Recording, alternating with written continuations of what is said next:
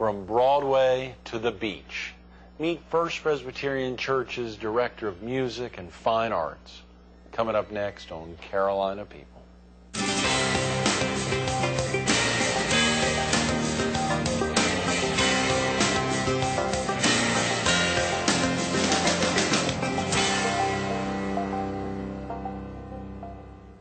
Good morning. Welcome to Carolina People. This morning we're at Collector's Cafe and Art Gallery on Kings Highway in Myrtle Beach between 76th and 79th Avenues North. We're focused on the 22nd annual award-winning season of FPC concerts. And we're visiting with its founder and artistic director, Brown Bradley. Good morning, Brown. Good morning, Greg. Great to be with you again. How are you feeling 3 days away? The season kicks off on Sunday. It's very exciting. We are very glad to have Bob Baxter, Kay Sloan, and myself, and Teresa Quintero, and two wonderful ballet dancers that are going to kick off with a program of opera, a very funny opera called Grasshopper Opera with some pretty outrageous costumes, and then some Broadway works from Song of Norway. It's going to be a really wonderful program. I hope a lot of people will come out for it. Absolutely. You're expecting a sold-out crowd like always. I think you said you still have a few tickets left. Yes, we still have about 16 tickets for the center and about 100 for the sides. Other than that, the 600-seat First Presbyterian is sold out. Wow, that is fantastic, Brown. Yeah. Year after year after year after year, sellout crowds, almost all the performances. It's something that folks, locals and visitors alike, should not miss. Well, we have enjoyed the 22 years of putting these concerts together and see the artists grow. We had 2 years ago the Van Cliburn winner, Olga Kern, who is now about the hottest pianist in New York. We paid $4,000 for her that year, and we tried to get her back this year, and it's $25,000. So we had to go to Charlotte to hear her play with the Charlotte Symphony. But she's playing in Carnegie Hall and all around. She's become just a major artist in New York.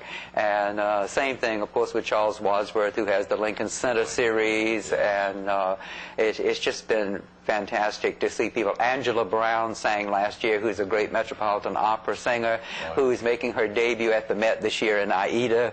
And so if you catch them at the right time and the right price, you're going good. As I think about that, Brown, of course, you're instrumental in helping to pick, as obviously some of the other volunteers that work with the series, pick the tremendous artists there. How do you have a sense of who is on the cusp of about to explode? I mean, what is it that, do you think something over your many, many years? I don't want to date you yet. Yes, my many years actually in New York, living there 25 years. I made a lot of contacts. I was with several agents while I was there, and so I have them email me the minute they have some kind of talent they think is going to really take off, but right now they're still at a good price that you can get them. And so I usually go hear them. Either they send me CDs, or nowadays it's so sophisticated they send you a DVD so you could actually see exactly what you're getting. Oh, I bet. Great thinking. That is a great way, of course, to get in. Of course, when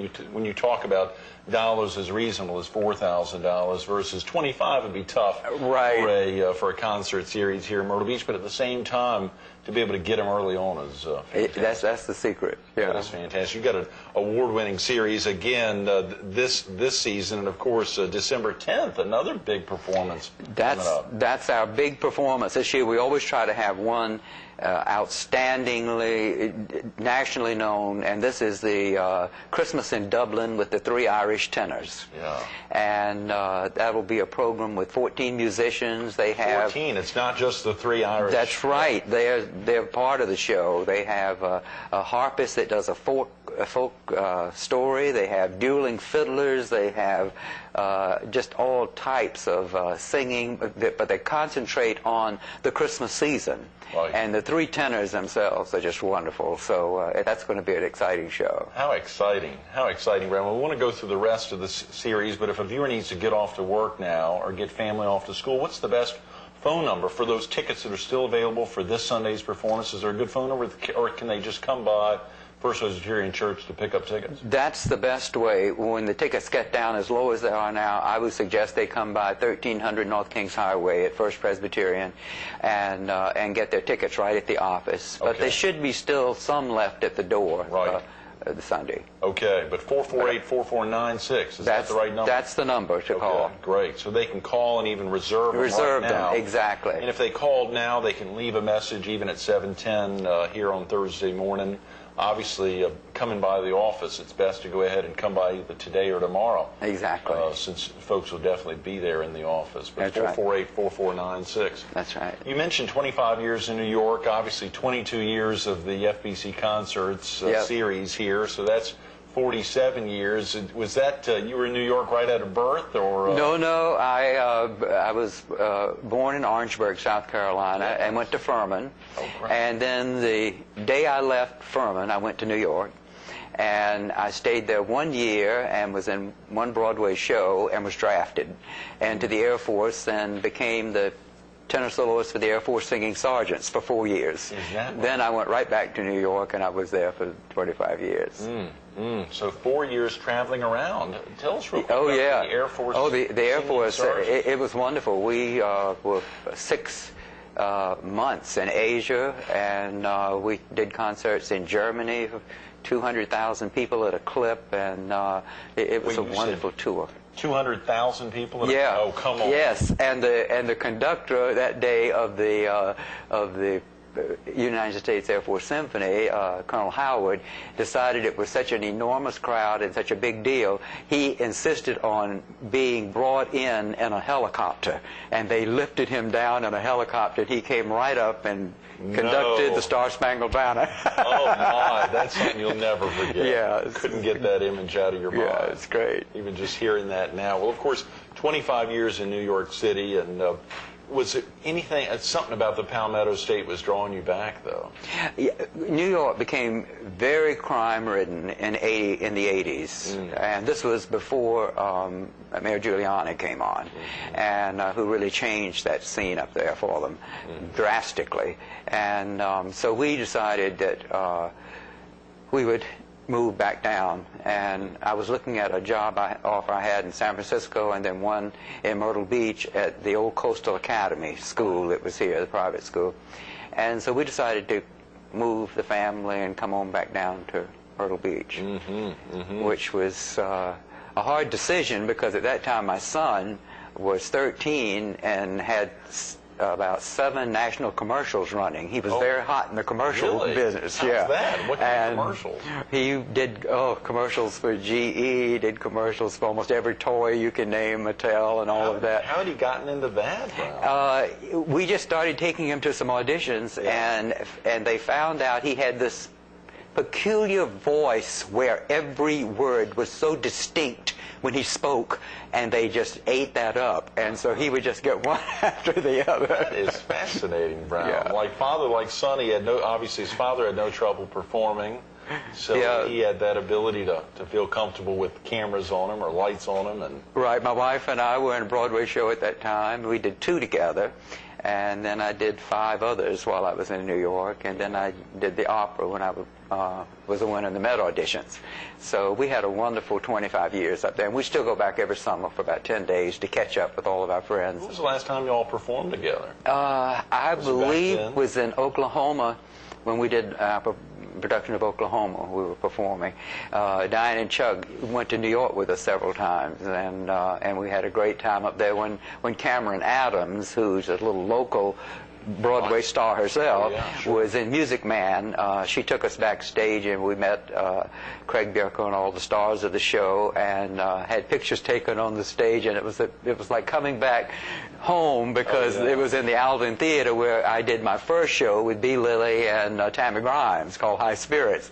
So it was like coming back home again. How exciting, Brown. Had you had this, was there something in Orangeburg, someone who helped get you started in performing? Had your parents been performers? No, we had a wonderful choral director in high school, Frederick Ulmer, and every year we did a big Broadway musical in the Old Carolina Theater, and that put the bug in me. And even though I was a pre-med student at Furman, I never used that. Not at all, not at all. Of course, not long ago, maybe a couple years ago, your daughter, Keem, was a guest with us there at the Herald Studio on the former Air Force Base with with her business, and I can't remember Yes, the name of it exactly. A. Bradley Needlepoint. That's exactly She's a right. needlepoint designer, yes, and she's doing very well. She has 120 shops in the United States that she supplies designs to, and keeps her very busy painting. Oh, I bet. She must be.